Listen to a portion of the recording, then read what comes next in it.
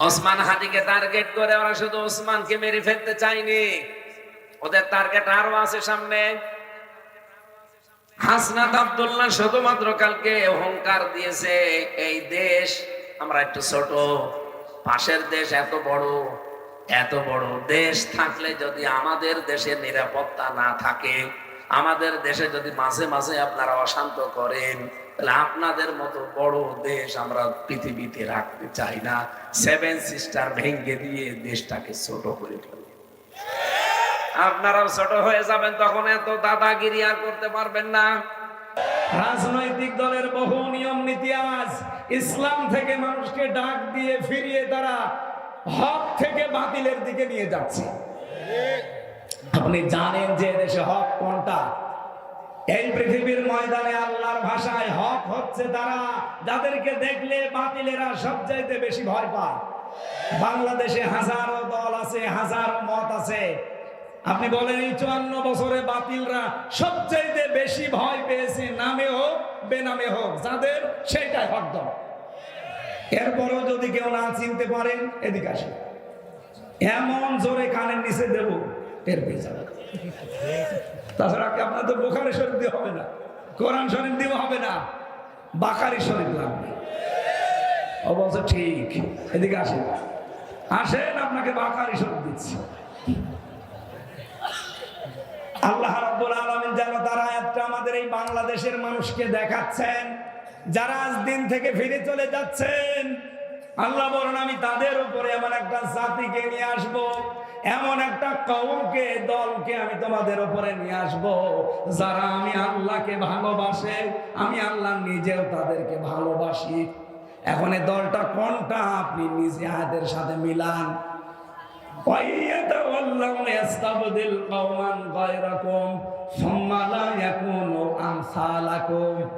সূরা মুহাম্মাদের ভেতরে আল্লাহ জানিয়েছেন, তোমরা যদি ফিরে যাও আল্লাহর দিন থেকে, আমি আল্লাহ এমন একটা জাতি, এমন একটা দলকে তোমাদের উপরে প্রতিষ্ঠিত করে দেব, যারা তোমাদের মতো হবে না।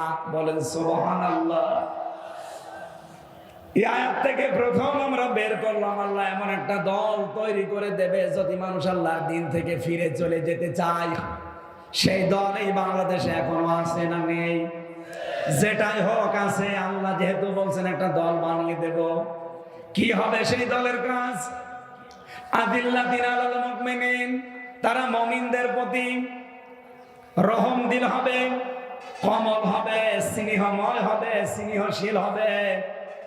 আইজ্জাতিন আলাল কাফিরিন, কাফেরদের প্রতি হবে তারা কঠোর এবং ভয়ঙ্কর। আমির জামাত ডক্টর শফিকুর রহমানের কালকের বক্তব্যটা এই আয়াতের প্রমাণ। তাই কথা বলেন না কেন? উনি সর্বশেষ বলেছিলেন, বাংলাদেশে কেউ আমাদেরকে চোখ রাঙাবেন না। হ্যাঁ, সমালোচনা করেন গঠনমূলক, আমরা মেনে নেব, চুমা দেব, কিন্তু কেউ নিজেদেরকে প্রভু ভেবে আমাদের উপরে চোখ রাঙাবেন না। আমরা কারো চোখ রাঙানি সহ্য করি? বলেন বলেন। এই কোরআনের আয়াতের সাথে যদি এই দেশে কোন দলের বাস্তবতা মিলে যায়, আপনি অস্বীকার করতে পারবেন না এটা তো মেলে না, আপনি জোর করে বাদ দিতে পারেন না। আপনি দেখেন আজ এই দেশে একামতে দিনের দ্বারা তার দায়িত্ব পালন করে, নিজের ভাইয়ের সাথে ওই রকম মিল নেই একামতে দিনের কর্মীদের ভেতরে যেই মিল আছে। হ্যাঁ, নিজের আপন ভাই আল্লাহকে মানে না, তারে আমি নিজেও মানি না, কিন্তু তার বাড়ি কোথায়? সেই চট্টগ্রামে। এই লোকটা যেহেতু একামতে দিন প্রতিষ্ঠা করার আন্দোলনে আছে, সে আমার আপন ভাইয়ের চাইতেও আমার কাছে আপন। এই কথা বলেন না কেন? আজিল্লাতিন আলাল মুমিনিন, মুমিনদের উপরে রহম দিল হওয়া লাগবে। এই গুণটা এখন সর্বত্র ছড়িয়ে দেওয়া লাগবে। কারণ মুহাম্মাদুর রাসূলুল্লাহ ওয়াল্লাযীনা মাআহু আশিদ্দাউ আলাল কুফফার রুহামাউ বাইনাহুম, মুহাম্মদ সাল্লাল্লাহু আলাইহি সাল্লাম আল্লাহর রাসূল এবং তার উম্মত বলে যারা দাবি করবে, তার সঙ্গী সাথী যারা হবে, তাদের প্রথম গুণ হবে নিজেদের ভেতরে তারা রহমদিল, আর কাফেরদের প্রতি তারা কঠোর এবং ভয়ঙ্কর। কাফেরদের যত অনুষ্ঠান আছে সব অনুষ্ঠানের উপরে নারী পুরুষ কড়া হওয়া লাগবে, কঠোর হওয়া লাগবে। এই যে ফেব্রুয়ারি মাসের কয়েকদিন আগে যে দিবসটা গেল, কি নাম? বিশ্ব ভালোবাসা দিবস। এই মাইয়ার তাদ্দামিনকুম এই শব্দের ব্যাখ্যায় আমি পড়েছি, ইরতিদাদ মানে পরিবর্তন করা, ইরতিদাদ মানে ফিরে যাওয়া, ইরতিদাদ মানে হক থেকে বাতিলের দিকে চলন্ত অবস্থায় চলে যাওয়া। সুতরাং আল্লাহর নামকে যারা পরিবর্তন করে দিয়েছে তাদের নিয়ে আসা দিবস এই 14 ফেব্রুয়ারি। শফিক রহমান, এই লোকটার নাম ছিল শফিক রহমান। ইংল্যান্ড থেকে এই বিশ্ব ভালোবাসা দিবস আমদানি করেছিল। সাংবাদিকরা প্রশ্ন করছে, স্যার আপনার নাম তো শফিক রহমান, রেহমান করেন কেন? উনি বলছে, দেখো রহমানের ভেতরে মৌলবাদের গন্ধ পাওয়া যায়, এই জন্য আমার নাম আমি কেটে পরিবর্তন করে পাল্টিয়ে রেহমান দিয়েছি। বাংলার মুসলমানেরা রেকর্ড হচ্ছে, এটা সারা দেশে ছড়ায়। সবাইকে বলছি যেহেতু এবছরে আর নেই, সামনে বছর আবার আসবে। যেই লোকটা আমাদের আল্লাহর নাম পরিবর্তন করে রহমান থেকে রেহমান করতে পারে, তার নিয়ে আসা দিবস আগামীতে কোন মুসলমানের ছেলে মেয়েরা পালন করতে পারে? আরো জোরে বলেন, পারে না? ইসলামে 2টা দিবসের বাইরে কোনো দিবস নেই। কি? ঈদুল আজহা, ঈদুল ফিতরের বাইরে কোনো দিবস আছে? কিসের প্রত্যাবর্তন দিবস, কিসের জন্ম দিবস, কিসের মৃত্যু দিবস? কোনো দিবস নেই। ঈদুল আজহা, ঈদুল ফিতর, শেষ। বাইরে যদি কোনো দিবস কেউ নতুন করে বানিয়ে পালন করে, ও যেন আল্লাহর রাসূলের চাইতে বেশি বোঝে। সুতরাং আগামী থেকে কোনো মৃত্যু দিবস পালনে দেশে আর হবে না। যদি মুসলমান নবীর উম্মত দাবি করে থাকে, কোন জন্ম দিবস পালন আর, কোন প্রত্যাবর্তন দিবস পালন আর, বলেন বলেন, কোন দিবস নেই। দিবস পালন করলে আমি কত দিবস পালন করতে পারতাম আপনি জানেন? আমার জন্ম দিবস, মৃত্যু দিবস, জেল খাটা দিবস, জেল থেকে বের হওয়া দিবস, জেলে যাওয়া দিবস, বিয়ে করা দিবস, বিয়ে যেদিন হয়েছে ওই দিবস, বিয়ে খাওয়া দিবস, কত বিয়ে খেলাম, তাহলে বিয়ে খাওয়া দিবস পালন করলে প্রতিদিন পালন করা হবে। কোন দিবস আজকে থেকে আর নেই। ইসলামে যেটা নেই ওটা আমার বাবা মানালেও আমি মানি। আরো জোরে বলেন, মানি। এই জন্য আগামী থেকে রাসূলের উম্মত যেহেতু আমরা দাবি করছি, আল্লাহ আমাদেরকে একটা জিনিস দেখাতে চাচ্ছেন, সেটা এমন একটা দল আল্লাহর সামনে তৈরি করে দিতে চান। কারণ এদেশে অনেক মানুষ এখন ইসলাম থেকে মুখ ফিরিয়ে বুঝে হোক না বুঝে হোক নিচ্ছে, সে ধর্মীয় কায়দায় হোক আর জেনারেল কায়দায় হোক। এই কথা বলেন না কেন? আর আল্লাহ এরকম পরিস্থিতিতে যেহেতু কয়েকটা সিদ্ধান্ত নেন, তার ভেতরে 1 নম্বরে তিনি একটা দল বানিয়ে দিন। সেই দলকে আল্লাহ বলেন, আমি বিজয় করব। কাতাবাল্লাহু লা আগলিবান্না আনা ওয়া রাসূলি। আমি আল্লাহ লিখে দিলাম, লামে তাকিদ নুনে সাকিলা, অবশ্যই আমি আল্লাহ এবং আমার রাসূলের সাথে যারা আছে তারা বিজয় হবে। এই আয়াতটা আমরা সামনে বাস্তব অবস্থায় দেখতে চাই কিনা? আরো জোরে বলেন, চাই কিনা? আল্লাহ যেন চর্ম চোখে আমাদের দেখায় যে আল্লাহর দল এদেশে বিজয় হয়ে গেছে। আরো জোরে বলেন, আল্লাহর দল কারা? যারা 3টা কাজ করে। কয়টা? আপনি আবার দেখেন, এই দেশে এখন 72টার উপরে দল আছে, 48টায় নিবন্ধিত দল। আমাদেরটাও ছিল, সেটা মিলে 49টা। কিন্তু জালেমরা নিবন্ধনটা বন্ধ করে দিয়েছে। আমরা চাই এটা অতি শীঘ্রই ফেরত দাও। হ্যাঁ, কথা বলেন না কেন? জালেমদের কোন চিহ্ন যদি দেশে না থাকে, সবই তো বিদায় নিচ্ছে। 32 বিদায় নিয়েছে, টঙ্গিপাড়াও বিদায় নিতে পারে। কথা বলেন না কেন? জালেমদের কোন দৃশ্য এই দেশে কেউ দেখতে চায় না। কি কথা বলেন না কেন? কেউ দেখতে চায়? সবাই বলছে কোন জালেমের দৃশ্য এই দেশে থাকবে না। সুতরাং জালেমের দেওয়া অবৈধ রায়ও এই দেশে থাকবে না। কুষ্টিয়াবাসী আল্লাহ রাব্বুল আলামিন যে দলটাকে তিনি পছন্দ করে দিন থেকে যারা ফিরে যায় তাদের উপরে তিনি বিজয় করবেন বলে ঘোষণা দিলেন। সেই দলের ভেতরে 3টা গুণ পাওয়া যাবে।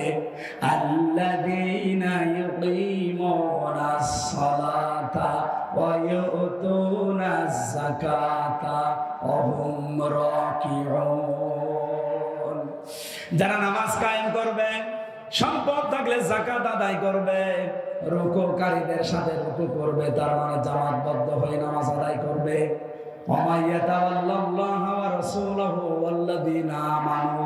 যে ব্যক্তি আল্লাহ তার রাসূল এবং ঈমানদার এই তিন গুণ বিশিষ্ট মানুষের দিকে ফিরে আসবে, এরা আল্লাহ সেরা বাহিনী। আল্লাহ, আরো জোরে বলেন আল্লাহ, আরো জোরে বলেন আল্লাহ। আল্লাহ পাক বলেন অবশ্যই আমি আল্লাহর দল বিজয় হবে। এই গ্যারান্টি কার? আল্লাহ কিন্তু ইন্না দিতে, ইন্না না দিলেও পারতেন, হিজবাল্লাহি হুমুল গালিবুন অর্থ হয়ে যেত। ইন্না দিয়েছেন গ্যারান্টি দেওয়ার জন্য। সুতরাং আজকে থেকে আমরা যদি আল্লাহর দিকে, রাসূলের দিকে আর ওই তিনটা গুণ বিশিষ্ট ঈমানদারদের দিকে ফিরে আসতে পারি, আল্লাহর কসম এই দেশে ওই দল বিজয়ী হবে। এটা আমার কথা, আরো জোরে বলেন আমার কথা। আল্লাহর এই কথা আমরা সামনে দেখতে চাই না? তাহলে তিনটা গুণ যাদের ভেতরে আছে তাদের সাথে আপনাকে থাকা লাগবে। যারা নামাজ কায়েমের আন্দোলন করে এই দেশে, এদেশে বললাম না কত দল, সব দল নামাজ কায়েমের আন্দোলন করে না। কথা বলেন না কেন? কারণ নামাজ কায়েম এটা ব্যক্তিগত বিষয় না, এটা রাষ্ট্রের দায়িত্ব।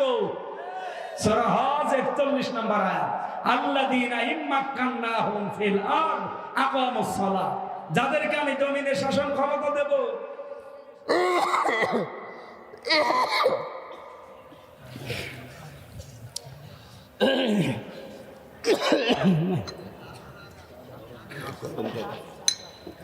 ঠিক আছে না, কিছু লাগবে না, ঠিক আছে। যাদেরকে আমি জমিনে শাসন ক্ষমতা দেব, তারা যদি মুমিন বান্দা হয়, এদের প্রথম কাজ হবে তারা নামাজের বিল কায়েম করবে। এই ঘোষণা কার? সুতরাং নামাজ কায়েম করা এটা কিন্তু ব্যক্তির না, এটা রাষ্ট্রের দায়িত্ব। আরো জোরে বলেন, এই কথা বলা লাগবে, এটা কার দায়িত্ব? রাষ্ট্রের। এই রাষ্ট্র গঠন করার জন্যই তো সামনে দিন আসতেছে। 300 এমপি এবার সংসদে যাবে। আমরা চাই 151 জন অধ্যাপক ফরহাদ হোসেনের মতো কোরআন বুকে নিয়ে যেন যেতে পারে। কারণ এরকম মানুষ 151 জন যদি কোরআন বুকে নিয়ে সংসদে যায়, প্রথম অধিবেশনে বলবে মাননীয় স্পিকার আমরা নামাজের বিল চাই। 300 জনের ভেতরে এরকম 151 জন যদি হাত তুলতে পারে, পরের দিন নামাজ এই দেশে রাষ্ট্রীয়ভাবে কায়েম হয়ে যাবে। আপনি হয়তো ফরহাদ হোসেনকে একটা ভোট দিয়েছিলেন, ওই দিনের পরে 18 কোটি মানুষ নামাজ পড়বে। আপনার একটা ভোটের কারণে 18 কোটি মানুষ নামাজ পড়ছে। 18 কোটি মানুষের নামাজের সওয়াব আপনি একটা ভোট দেওয়ার কারণে পাবেন। মাওলানা কতগুলো বসে আছেন জিজ্ঞাসা করেন তো, আমি যদি ব্যাখ্যা ভুল করি ধরিয়ে দেব। তাআওয়ানু আলাল বিররি ওয়াত তাকওয়া ওয়া তাআওয়ানু আলাল ইসমি ওয়াল উদওয়ান ওয়ালা তাআওয়ানু আলাল ইসমি ওয়াল উদওয়ান। ভালো কাজে একে অন্যকে সাহায্য করো, অন্যায় কাজে কেউ কাউকে সমর্থন যোগাবা না। এই আয়াত সামনে রেখে আমরা এমন এমন কাজে মাইয়াশফা শাফাআতান হাসানাতান ইয়াকুল্লাহু নাসিবুম মিনহা ওয়া মাইয়াশফা শাফাআতান সাইয়্যাতান ইয়াকুল্লাহু কিফলুম মিনহা ওয়া কানা আল্লাহু আলা কুল্লি শাইইন মুকিতা। সূরা নিসা 85 নম্বর আয়াত। কোন মানুষ যদি ভালো কাজ করে আর আপনি যদি সাহায্য করেন, ও ভালো কাজ করে যে সওয়াব পাবে, আপনি শুধু সাহায্য করে সওয়াব পাবেন। আমি ওনার নাম বললাম শুধু, এরকম মানুষ যদি কাউকে পান অবশ্যই তারা ভোট দেবেন, যেই লোকটা সংসদে কোরআন বুকে নিয়েছে নামাজের বিল কায়েম করবে। এই কথা বলেন না কেন? আপনি ভোট দিয়েছিলেন একটা, নামাজের সওয়াব পাবেন কতগুলো?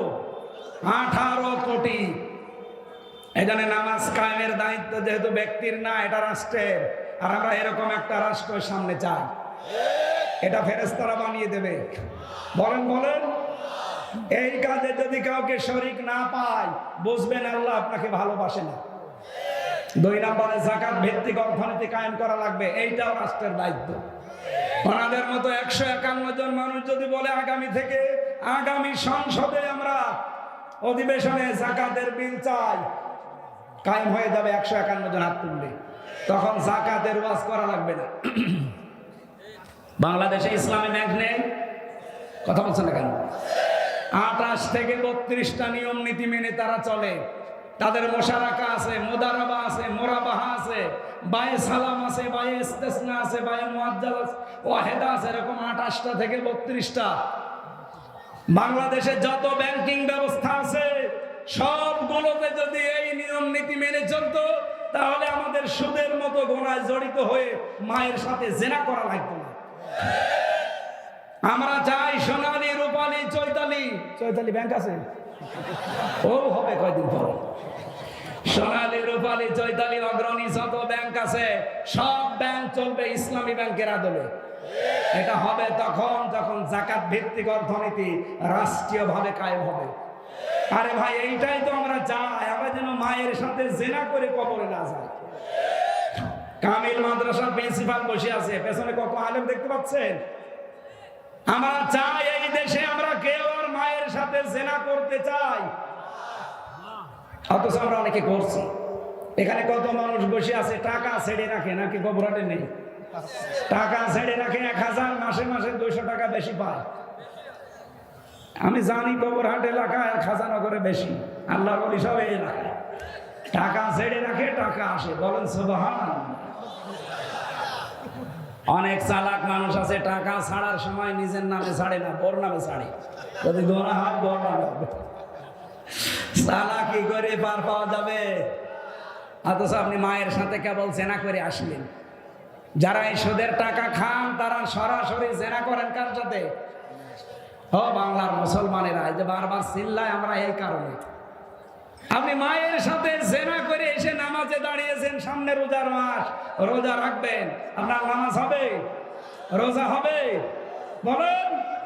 আরে ভাই, এত কষ্ট করে নামাজ পড়ে রোজা রেখে যদি নাই হয় তো ও করে কি করবেন আপনি? এই জন্য আগামীতে যাই করি যেন আল্লাহর দরবারে কবুল হয়, সেই নিয়ত নিয়ে বলছি। সামনে যাকাত ভিত্তিক অর্থনীতি কারা কায়েম করতে চায়, রাষ্ট্রীয় ক্ষমতায় কারা গেলে যাকাত এই দেশে রাষ্ট্রীয়ভাবে কায়েম করবে, আপনি টের পাচ্ছেন না? এরপরও যদি বলেন না হুজুর আমি বুঝি না, এই এদিকে আসেন, আপনাকে বোঝাচ্ছি, এদিকে আসেন। ঝড়ে কোদাল ছাড়া আপনার হবে না। অহম রাকিউন, রুকুকারীদের সাথে যারা রুকু করে, যারা জামাতবদ্ধ হয়ে নামাজ আদায় করে, এমন দল আপনি করেন যে দলের জামাতবদ্ধ নামাজ দূরের কথা, নামাজই নেই। অথচ এই বাংলাদেশে বললাম 72টার উপরে দল আছে, একটা দল আপনি এমন পাবেন যে দলে নামাজ একা পড়েন না জামাতে পড়েন, ওইটাও আপনাকে লিখে রাখা লাগবে, পরের মাসে ওইটা আবার দেখানো লাগবে। আর কথা বলেন না কেন? এরপরেও যদি কেউ খুঁজে না পান, আপনি আমার বাড়িতে যেন একা একা আপনাকে দেখাবো, এ জায়গায় বলা সম্ভব না। বলে না আমি এখনো তো টের পাই না। বাংলাদেশে 72টার উপরে দল চলছে, একটা দলের কর্মসূচিতে নামাজ 5 ওয়াক্ত জামাতে পড়েন না একা পড়েন, এটা অনেকে লেখা লাগবে, পরের মাসে দেখানো লাগবে, ভুল হলে সংশোধন করে দেবে। আল্লাহর আয়াতের সাথে মিলে যাচ্ছে না যে যারা রুকুকারীদের সাথে রুকু করে, জামাতবদ্ধ হয়ে যারা নামাজ আদায় করে, এই 3টা গুণ যাদের ভেতরে আপনি পাবেন, এই মানুষগুলোর সাথে মিশে থাকবেন, কারণ এই মানুষগুলোকে আল্লাহর সামনে বিজয়ী করবে। আল্লাহর ঘোষণা মিথ্যা হওয়ার সম্ভাবনা আরো বলেন আছে। দুনিয়ার জীবনটা যেহেতু ধোঁকা, সত্যি কথা বলছে কোরআন, এই যে আমি মাথায় নিয়ে বলতে পারি, পৃথিবীর জমিন ধোঁকা, ধোঁকা এবং ধোঁকা। এটা জেলে 3 বছর থাকার পরে আমি আরো বেশি বুঝেছি। বিশেষ করে মা বাবা, স্ত্রী, সন্তান, সবগুলো ধোঁকা।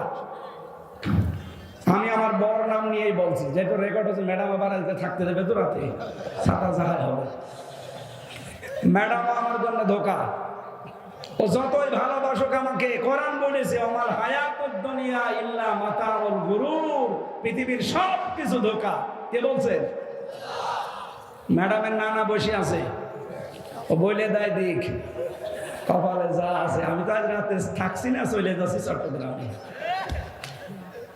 আমি এখন যদি এখনই মারা যাই, আজ রাতে ম্যাডাম আমার আর পাহারা দেবে না, বলবো 2-3 জন নিয়ে আসেন, নাই তো আমার ভয় লাগছে জিন আসতে পারে। কথা বলছেন এখানে? হয়তো 2-3 দিন পাগল হয়ে যাবে, কান্নাকাটি করে 7 দিন খাবার খেয়ে না খেয়ে কাটাবে। সন্তান, মা বাবা, আমার ম্যাডাম সবই একই অবস্থা করবে। 40 দিন পরে দেখবেন যা স্বাভাবিক হয়ে যাচ্ছে। যেহেতু ওনার বয়স এখন বেশি না, আমার এখন 33, ওনার খুব বেশি হলো 26 হবে। এই জন্য ওনার মা বাবা তো আর রাখবে না, 4 মাস 10 দিন পরে দেখবেন আর একটা হামজা দেখে বিয়ে দিয়ে দেবে। এটা বাস্তবতা না? বলে নানারে জিজ্ঞাসা করেন, করবে না ওনার নাতিরে? ওইটাই করবে। খুব বেশি হলো 5 থেকে 7 দিন তার সাথে সংসার করার পরে এ নানার কাছে কল দিয়ে বলবে, নানা ভালোই করেছেন বিয়ে দিয়ে, এখন যার সাথে দিয়েছেন ও হামজার চাইতে 100 গুণ ভালো। আমি কি বেশি বলছি না ঠিক বলছি? এইটা দুনিয়া ভাই, এইটার নাম দুনিয়া। সুতরাং কারো সুখের জন্যে, কারো হাসি খুশির জন্য, আনন্দের জন্য এমন কোনো কাজে হাত দেওয়া ঠিক না। বাবা শাহজালাল সব হালাল না। আপনি যতটুকু পাপের বোঝা বহন করতে পারেন অতটুকু পাপ করে যান। আমি প্রথমে এই শব্দ দিয়ে আরম্ভ করেছিলাম, যতটুকু পারেন ততটুকু কাজ করবেন। কারো সুখের জন্য বাম হাতের ইনকাম করা ঠিক, এটা পাগলের কাজ। আমি জেলখানায় হাড়ে হাড়ে হাড়ে হাড়ে এটা টের পেয়েছি যে দুনিয়া পুরাটা ধোঁকা। আল্লাহ তুমি আমাকে এবং সবাইকে এটা 100 ভাগ বোঝার তৌফিক দান করো, বলেন আমিন। মা বোন যারা এসেছেন, যেহেতু আমার জেলা, এখানে যারা বসে আছেন হয় বোন হবেন, চাচি হবেন, মা হবেন, ফুফু হবেন, এরকম কিছুই হবেন নাই ভাবি। আপনাদেরকে আমি ভালোবাসি। আল্লাহর কসম, যদি মারা যাওয়ার সময় আপনার স্বামী বলে যে এটা আমার মন মতো ছিল বউ, আপনি জান্নাতি। তা আমি যা বাস্তবতা দেখছি, 100 জনের 98 জন স্বামী তার বড় পরে নারাজ। কারা কারা নারাজ আছেন হাত তোলেন তো। একজন না, এলাকা ভালো আছে আলহামদুলিল্লাহ। সম্মানিত মা বোনেরা, এটা খুব খেয়াল করে থাকবেন। খাদিজাতুল কুবরা রাদিয়াল্লাহু তাআলা আনহা জীবনে 1 ওয়াক্ত নামাজ পড়েননি, একবারও রোজা রাখেননি, একবারও হজ করেননি, 1টা টাকা যাকাত দেননি, জীবনে কোনোদিন তিনি পর্দায়ও থাকেননি। কারণ এই বিধানগুলো সব তার ইন্তেকালের পরে নাযিল হয়েছে। অথচ আল্লাহ তাকে জান্নাতে ঘর বানিয়ে জিবরাইলকে দিয়ে সুসংবাদ পাঠিয়েছেন সালাম দিয়ে। একটাই কারণ, তিনি তার স্বামীর পেছনে শ্রম দিয়েছিলেন, সব উজাড় করে দিয়েছিলেন স্বামীর জন্য। আল্লাহ মেয়েদেরকে যেন খাদিজাতুল কুবরার মতো বানিয়ে দেন, বলেন আমিন। আরো জোরে বলেন আমিন। এখানে অনেক পুরুষ মানুষ, আমি সহ বসে আছি। প্রথম 1-1.5 বছর 2 বছর হয়তো নিজের বউ ভালোই লাগে, এরপরে আর আকর্ষণ কমে যায়, ভালো লাগে না, তখন অন্যের বউ দেখলে আনন্দ লাগে। এরকম পুরুষ মানুষ নেই? এটা একটা রোগ। এই রোগের ঔষধ 2টা। সূরা নূরের 30 নম্বর আয়াতে আল্লাহ ঔষধ দিয়েছেন, কুল্লিল মুমিনিনা ইয়াগুদ্দু মিন আবসারিহিম ওয়া ইয়াহফাযু ফুরুজাহুম যালিকা আযকা লাহুম। আল্লাহ বলেন, নবী আপনি মুমিন পুরুষদেরকে বলেন তারা যেন তাদের চক্ষুকে নিম্নগামী করে, পরনারী দেখলে। 2 নম্বরে তাদের লজ্জাস্থান হেফাজত করে। এইটাই উত্তম পদ্ধতি, পবিত্র পদ্ধতি এইটা। আপনি 15 দিন এই আমলটা করে দেখেন। শুধু নিজের 14 জন মহিলা বাদ দিয়ে, মা, বোন, ফুফু, মেয়ে, এরকম 14 জন, এদের বাদ দিয়ে সামনে দুনিয়ার যে মহিলায় পড়ুক, সঙ্গে সঙ্গে চোখ নিজের দিকে করবেন। কয়দিন? মাত্র 15 দিন। বলেন বলেন। এরপরে লজ্জাস্থানের হেফাজতের জন্য যা যা করা লাগে এইটা একটু কন্ট্রোল করেন। 15 দিন পরে দেখবেন একটা অনির্বচন সুখ আপনি পাচ্ছেন। এটা টাকা দিয়ে কিনতে পাওয়া যাবে না, এই আমলের কারণে আল্লাহ দান করবে। আমি সহ যারা এখানে বসে আছি, আল্লাহ আমাদেরকে যেন এটা পালন করার এবং নিজেদের স্ত্রীর প্রতি যে দায়িত্ব কর্তব্য আছে এটা পালন করার তৌফিক দেন, আমিন।